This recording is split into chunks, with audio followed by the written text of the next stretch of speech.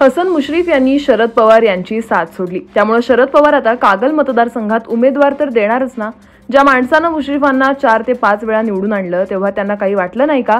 सदाशिव मंडलिक निवडून येत असतानाही शरद पवार यांनी 98% मराठा समाज, धनगर, माळी आणि अन्य समाजाचे मतदार असतानाही मुस्लिम समाजाचा उमेदवार म्हणून तुम्हाला पसंती दिली, तेव्हा तुम्हाला काही वाटलं नाही का? तेव्हा तुम्ही कधी म्हणाला नाहीत की शरद पवार यांच्या पुण्याईनं मी निवडून आलो, मग तेव्हा तुम्हाला त्यांचा मोठेपणा दिसला नाही का? असा सवाल जितेंद्र आव्हाड यांनी हसन मुश्रीफ यांना केलाय।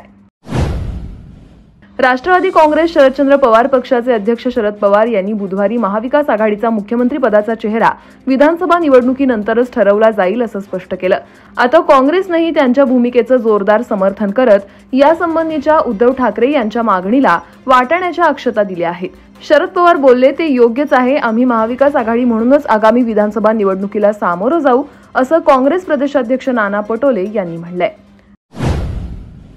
शरदचंद्र पवार राष्ट्रवादी काँग्रेस पक्षाचे आमदार रोहित पवार यांनी संप मागे घेण्याचं आवाहन केलंय। या संदर्भात ते म्हणाले, एसटी कर्मचाऱ्यांच्या मागण्या या रास्त आहेत, परंतु संपामुळे संपूर्ण राज्यात प्रवाशांचं मोठ्या प्रमाणात हाल होत आहेत।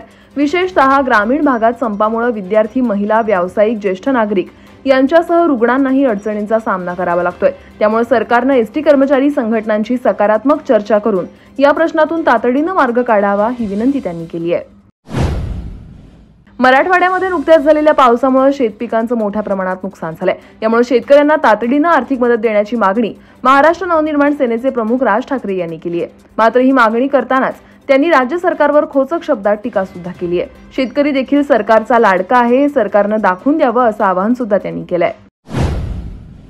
मालवणच्या राजकोट किल्ल्यावरील छत्रपती शिवाजी महाराजांच्या पुतळ्यासाठी सरकारनं कोट्यवधी रुपयांचं बजेट मंजूर केलं होतं। मात्र प्रत्यक्षात हा पुतळा तयार करण्यासाठी 15 ते 16 लाख रुपये लागले असावेत असं तज्ज्ञांचं म्हणणं आहे। पुतळ्यासाठी 15 ते 16 कोटी रुपयांचं बजेट मंजूर झालं होतं, मग हे बाकीचे पैसे कुठे गेले काय माहिती, असं म्हणत संजय राऊत यांनी गंभीर आरोप केला आहे।